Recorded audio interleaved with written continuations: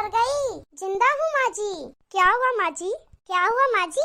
सुबह के 11 बज गए हैं और महारानी ने अभी तक खाना नहीं बनाया। ऐसे हमें भूखे रखकर मारने का इरादा है क्या? अरे नहीं नहीं मम्मी जी, मैं आपको क्यों मारूंगी।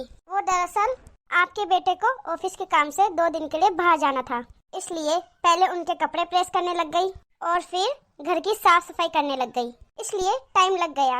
अभी बना देती हूँ आपके लिए खाना। ठीक है, जल्दी बनाओ और तब तक मेरे लिए चाय बना के लिया। ठीक है मम्मी जी, अभी ले आती हूँ। क्या हुआ भैया, कुछ बात है क्या? हाँ बहन, पिताजी की तबीयत बहुत खराब है और उनका बहुत मन है तुमसे मिलने का, इसलिए कल जीजा जी के साथ जरूर आ जाना। ठीक है भाई, मैं कल आ जाऊंगी। तब तक आप पिताजी का ध्यान रखना। क्या हुआ सुमन, तुम उदास क्यों हो? दरअसल वो पिताजी की तबीयत खराब है और भाई ने हम दोनों को वहाँ बुलाया है। हाँ तो ठीक है, चल लेंगे, तुम उदास मत हो। हम पिताजी से कल ही मिलने चलेंगे। ठीक है राहुल। अगले दिन सुबह, मम्मी जी मुझे आज अपने मायके जाना है क्योंकि मेरे पिताजी की तबीयत बहुत खराब है और इसलिए आपके बेटे ने ऑफिस से आज छुट्टी ली है ताकि हम दोनों साथ जाकर वापस आ सके। अरे मेरा बेटा तो बहुत बड़ा हो गया है जो घर के सारे फैसले खुद लेने लगा है और मुझे पूछना जरूरी भी नहीं समझता। तभी सुमन का पति वहाँ आ जाता है। क्या हुआ माँ? तुझे शर्म नहीं आती? किससे पूछकर तूने अपने ससुराल जाने का फैसला किया? माँ, उसके पिता की तबीयत बहुत खराब है, एक बार मिलकर शाम तक वापस आ जाएंगे, तो इसमें हर्जी क्या है? लेकिन मैंने कहा नहीं जाना, ऐसे तो मैं भी बीमार हूँ, मुझसे घर का काम नहीं होगा।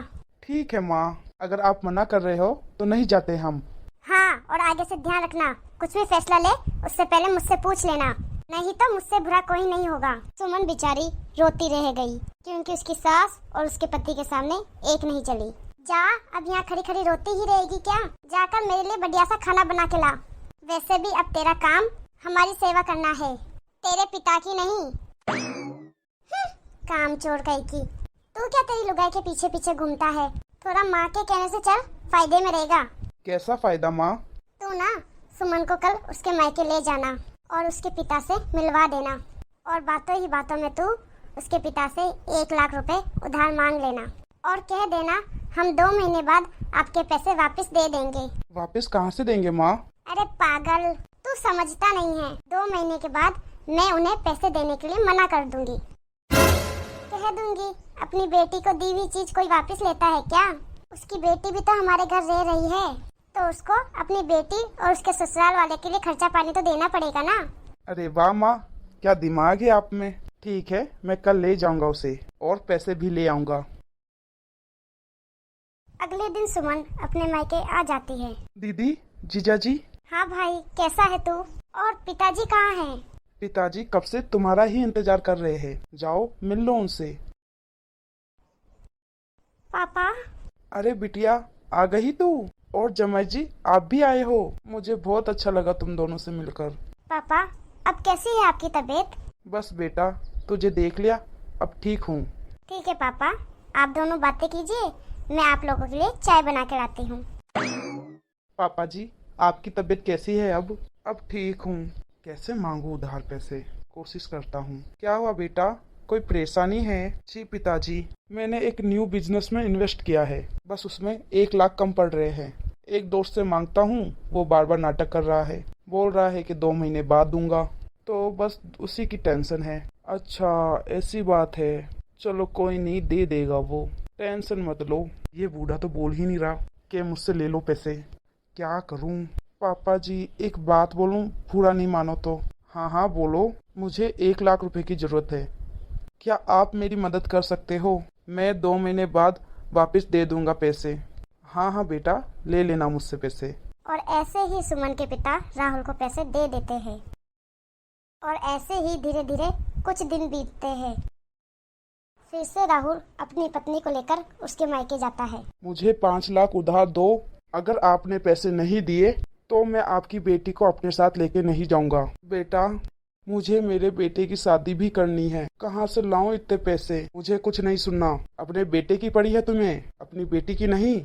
मैं इसको यहीं छोड़ के चला जाऊंगा, फिर रखना अपने पास ही। नहीं नहीं पापा, आप इनको एक पैसा भी मत देना।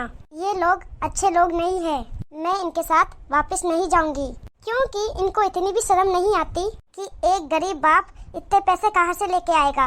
रुक जाओ दीदी, मेरी शादी तो कभी भी हो जाएगी। तुम लेने दो जीजा जी को 5 लाख रुपए। नहीं भाई, तुम कहाँ से लाओगे इतने पैसे?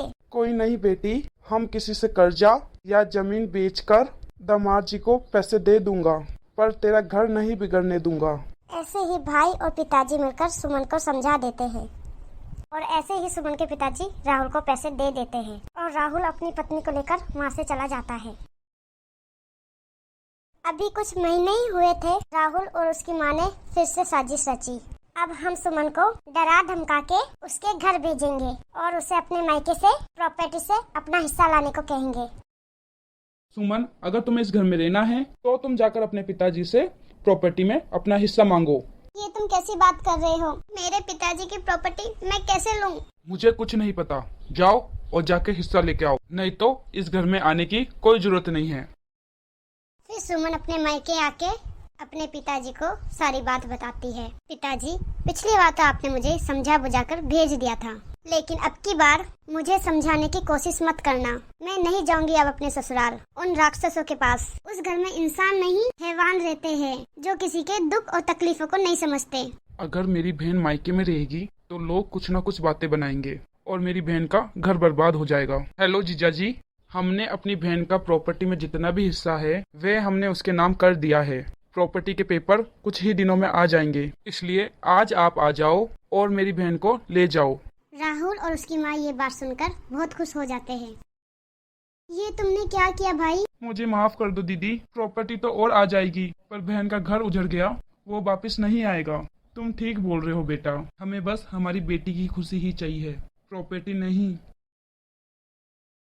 और ऐसे ही राहुल अपनी पत्नी को घर ले आता है। वाह बहू, तेरा भाई तो बड़ा समझदार है, अपनी बहन के लिए पूरी प्रॉपर्टी उसके नाम कर दी। ऐसा भाई भगवान सबको दे।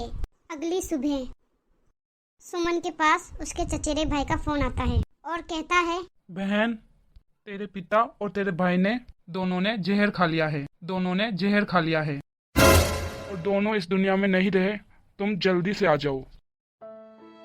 मेरे पापा और भाई ने जहर खा लिया है। मैं क्यों नहीं समझ पाई? उन्होंने कल मुझे इसलिए यहाँ भेजा ताकि वो आज जहर खा सके और मुझे प्रॉपर्टी से हिस्सा मिल जाए। अब तो तुम्हारे कलेजे को ठंडक मिली। अब तो तुम उनकी पूरी प्रॉपर्टी के मालिक बन चुके हो, लेकिन अब तुम्हें एक फूटी कौड़ी तक नहीं मिलेगी। मुझे माफ कर दो सुमन। अब बहुत देर हो चुकी है। तुम्हारे माफी से मेरे पापा और भाई नहीं आएंगे। मेरे पिताजी और भाई के मौत की जिम्मेदार सिर्फ तुम दोनों हो। अब पुलिस आएगी, तुम दोनों को लेके जाएगी।